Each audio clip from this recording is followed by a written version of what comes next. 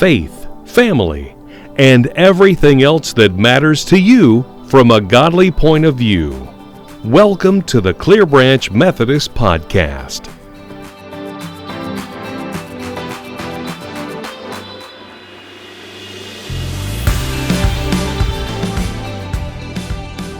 Hey, welcome in. It's time for another edition of the Clearbranch Methodist Podcast. I'm Pastor Mark. I'm one of the pastors here at Clearbranch Methodist Church in Trussville, Alabama. And this week, our guest is our pastor of students. It's Michael Edmonson. Michael, you are coming off of a pretty big Sunday, right? I would say so. Yeah, for me personally, definitely. Now, you preached, and we'll get into that in just a minute, but it was Senior Recognition Sunday. Now, for the uninitiated, explain what that is, but also let's talk a little bit about what your feelings are, because you've been leading these kids through this time. Yeah. So, again, it was such a blessing for me to have the opportunity to come and to speak on Senior Recognition Sunday of all Sundays, to get to speak. But so Senior Sunday for us is just a time that we can celebrate our graduating seniors, that they've been with us for, 7, if not more years, at least been in the student ministry. Yeah. And for me personally, having been here now just under 2 years, this was kind of the first full group that I've gotten to at least spend like a full year with. And so this group especially has kind of been a special group for me to be a part of. And I've got mixed feelings about the senior recognition, them graduating, most of them graduating last night, and now seeing them take this next step, because obviously I'm excited to see what God has in store for them, but at the same time, I'm not going to get to see them every week. So there's always that give and take, I guess. But it's bittersweet. Yeah, for sure. I remember back to my youth days when I worked in youth ministry. You are excited for the family. You're excited for these young people that are going out. They're taking that next step in development and college, or if they're not going to college, a trade school, or they've got some sort of plan for the most part, and you pray for them to remember where they came from. You pray for them to remember that God is with them the entire time as they go into a part of their life where a lot of folks do some, I guess, faith deconstruction and soul searching and everything. Sure. Yeah. No, I voiced to a few of them about this. I had that when I was in college, so I fully expect them to experience that. When I went to college, grew up in a church.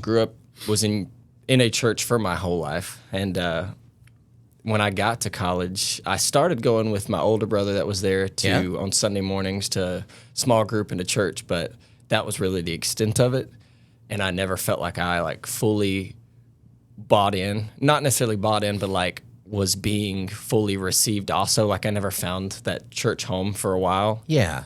And especially being in the marching band in Auburn, we'd have late Saturday nights with football games. And so it became easy for me on Sundays especially to just skip out and not go to church on some Sundays here and there. Sure.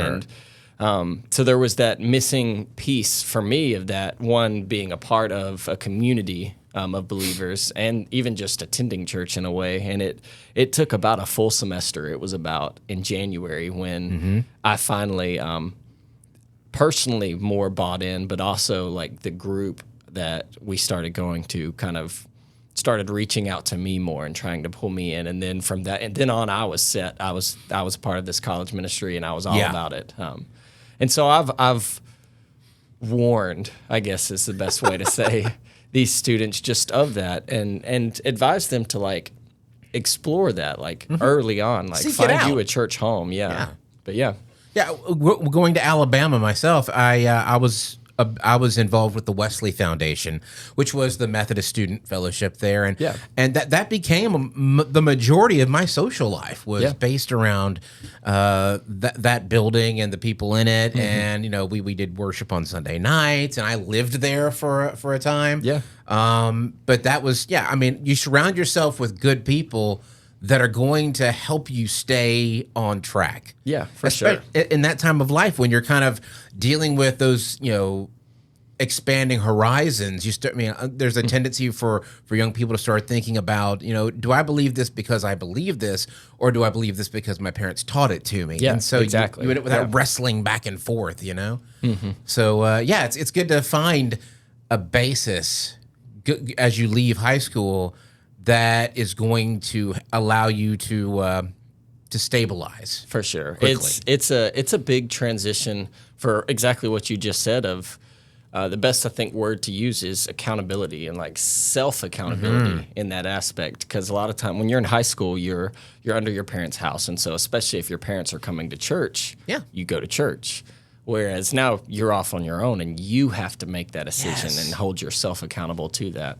Exactly. Now, a message that you sent the kids off with, I say kids, these young adults off with, when you preached on Sunday was about gentleness and self-control, which I thought was amazingly perfect for a senior Sunday. Oh, yeah. No, it fit really well, especially because a lot of, and I said this on Sunday, but a lot of the gentleness and self-control comes down to our maturity and our spiritual maturity. These are qualities of someone maturing and of just a mature person in general. And I thought it was very fitting for that to just line up to be Senior Recognition Sunday, because those are two qualities that, if for our graduates are not already working on, are definitely ones that you want to be working on to lead into this new step in their lives. Yeah, and it's part of our Got Fruit sermon series. You actually ended the series,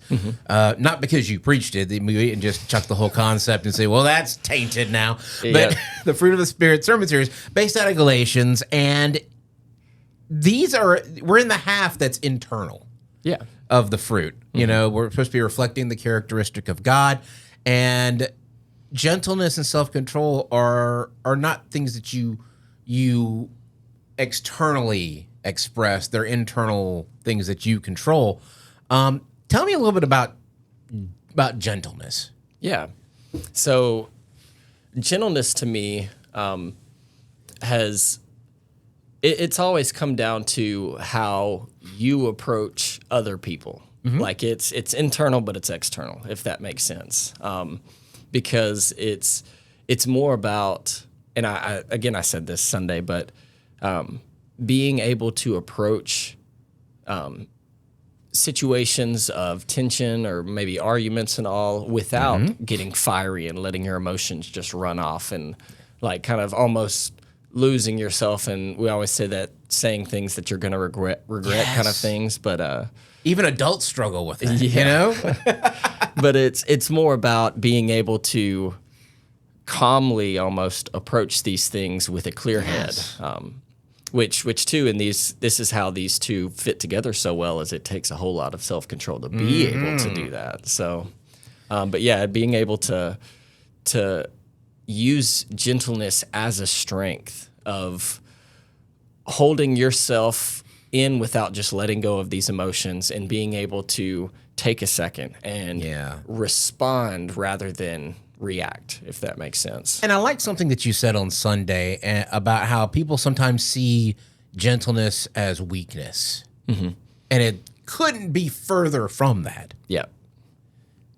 It is often viewed as weakness, especially in going back to our seniors going off for college. Like in high school and even in college, you view the quote unquote quieter kids as the weird or the awkward or the weak in our society's terms. Well, what would they say? The meek shall inherit the earth. But really being able to harness that gentleness, and that gentleness doesn't necessarily mean shyness or anything along the lines of that, but being able to again approach situations with a calm head and really be able to think and respond with essentially the wisdom that God is consistently trying to grant to us, and actually being able to pour that out rather than letting our emotions run wild. Yeah, and the other half of what you talked about was self-control. Could there be a more perfect topic for a senior Sunday? These folks going off. Yep. The world is their oyster, moving out of mom and dad's house, many of them. Yep. And, you almost hit a season where there are no rules. Oh, yeah. The worst semester I had in college was my first semester at Alabama, because I had all this freedom and I didn't know what to do with it. And, I'm staying up all night and I'm doing, there were no rules. And apparently that meant that class attendance rules didn't actually qualify. Dad and I had a nice conversation at the Jacks in Tuscaloosa when those grades came back. Oh, I'm sure, yeah. but self-control is such a basic tenet of being a Christian. So say more about that.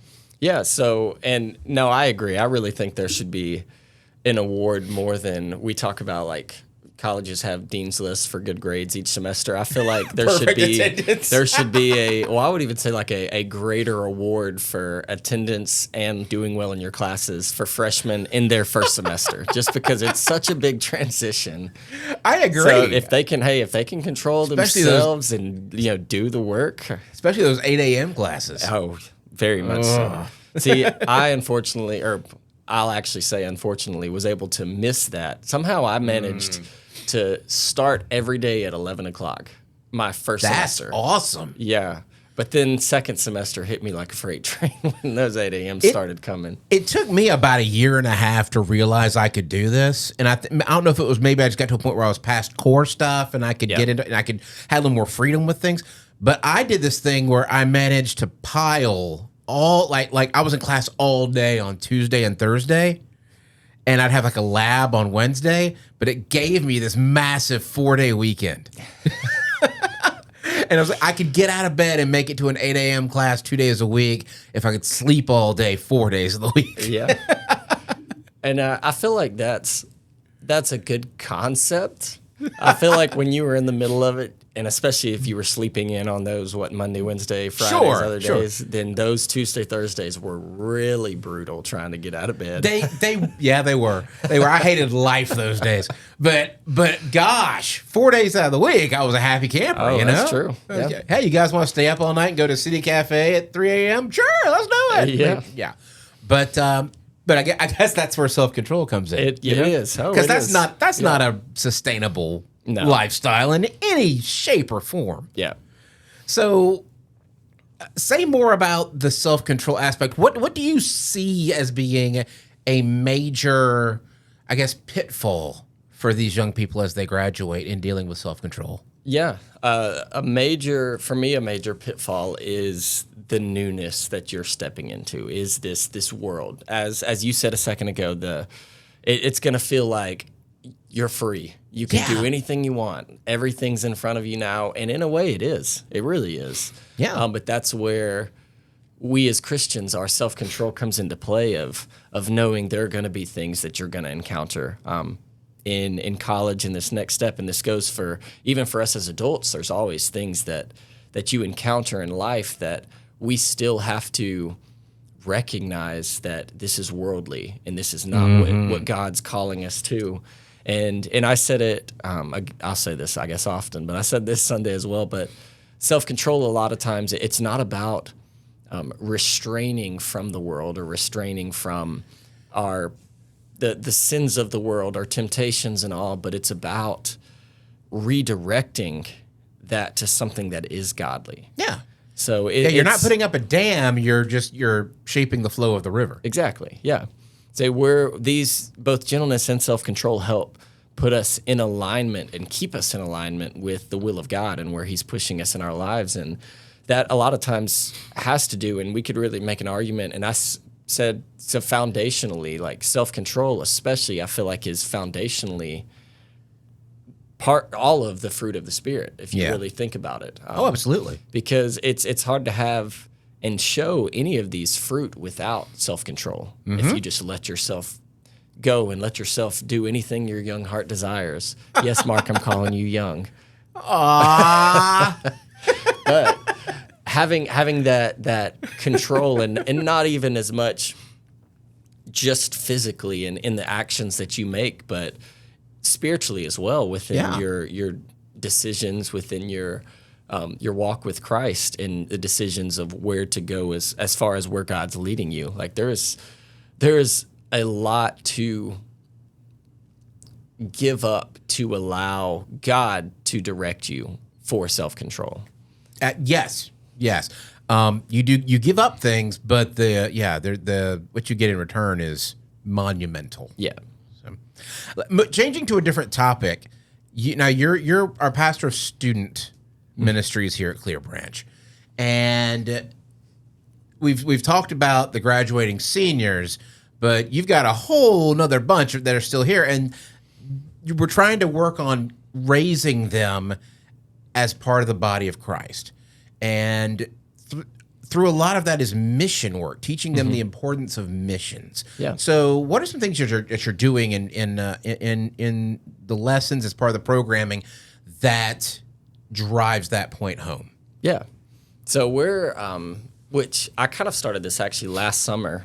Last summer was my first summer here, and so I started. It's always been a thing on my heart to push for this, but summers to me, especially for student ministry, have always been in my mind more mission driven and service driven.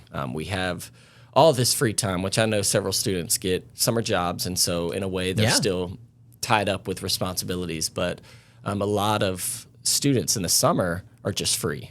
Essentially, it's summer vacation. They go do whatever. They go on their summer vacations, and so a lot of times I feel like we lose the fact of why we're still here, of why we're on this earth, of what we should be doing, and that is still following the example of Christ. Yeah. And so I think for me, summers are a great time to push mission work, to push serving and exploring opportunities like that. And one of the ways we're doing that is here in a week and a half, we are starting our Rise Summer Mission Camp, which we're doing actually right here at the church. And in doing this, we'll be serving 3 days out of the week in different sites around our greater Birmingham area. Like one of the days we'll be going to the Red Barn and serving with them and helping out, doing some things kind of around their barn and in their stables, and some of it's going to be grunt work of cleaning some of the stalls and all, and I'm sure our students are going to love that. But in us doing even that kind of stuff, we're freeing up this organization that is doing some incredible stuff. They are an organization that works with some of the special needs part of our community, where they have students come in and teach these kids with disabilities how to ride horses and essentially do, in a way, some like horse therapy like stuff. Yeah. But it's just a great opportunity for a group of kids that don't have many opportunities to have opportunities. And so by us stepping in and serving this facility, we're freeing up that company, or that, it's not company, but that organization to then be able to do what they feel called to do better, without having to worry about all that little stuff. And I love that we're driving home that you don't have to have a passport to do missions work. Yeah. We don't have to go out of state to do missions work. There's plenty of people that need help in your own backyard. So the Red Barn is one of those organizations we're working with. There are others, aren't there? Yes, there's. So we'll be serving a meal. We'll be serving lunch at First Light, which is a women's homeless shelter downtown. It's literally in the middle, like I think it's 4 blocks maybe from City Hall and all that downtown. Yeah, and it's just an organization that it's not just a homeless shelter as much as they're working to kind of I guess, for lack of a better term, rehabilitate some women with children that are experiencing homelessness. And I word it like that. The homeless community has kind of always had a special place in my heart, particularly because I had an opportunity for many years to work with different organizations in the Atlanta area when I was in Auburn. And just to see these organizations that are really trying to step in and obviously homelessness is most likely going to be something that people are going to experience forever. Yeah. But the idea that, and this is why I say experiencing homelessness, that we would love to be able to, as a society and with these companies, to make it just a stage, make it just a part of your life and not your life. Exactly. And so that's why I always refer it to as people experiencing homelessness rather than that homeless person. It's not who they are. It's just a season in their life. Exactly. Yeah. Yeah. And through doing stuff like this, it also opens the eyes of our students to people going through things that probably they think they would never experience. Yeah. Or they're just kind of a foreign concept to them. Yeah. It makes it real. Very.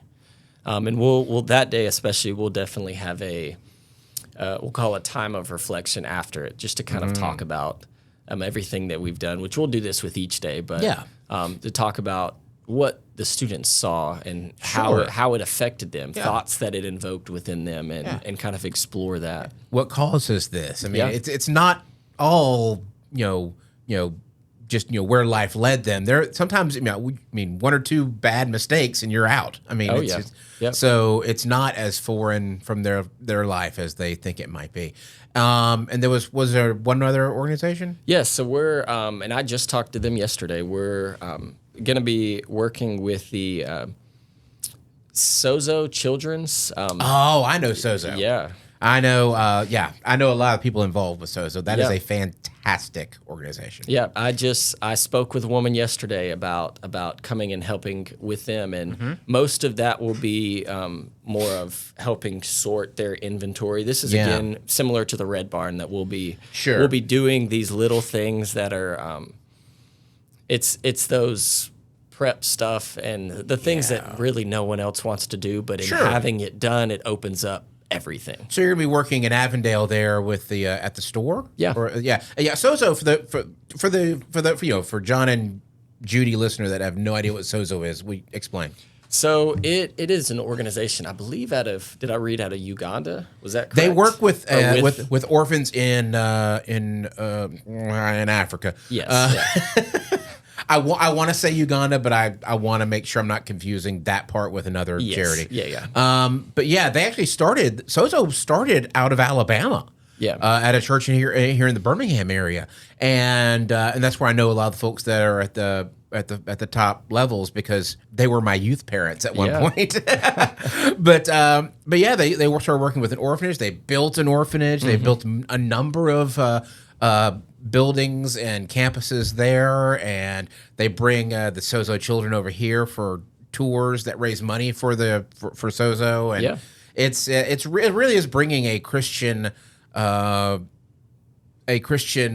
teaching model to the lower income levels and the poverty stricken levels of Africa. Oh yeah, amazing organization. Yeah, I was really excited to finally kind of get this on the books with them and confirm with them, just because, one, the organization that they are, and two, it really opened up, if you think of for our Rise Week as a whole, all three of these are so different and so different parts of serving in different communities, and all of it is right here in Birmingham, that to say as well. Good. So yeah, I'm really excited for this opportunity, and I hope the students are as well. So good. So many good things happening. And this summer, you've also got prayer meetings in the mornings and all kinds of things during the week. People laugh because they say that in churches, well, at least this summer you guys can calm down and take a rest, right? They think that because especially me, and I feel like Melanie's the same way, they never see us in office. And there are reasons they never see us in office.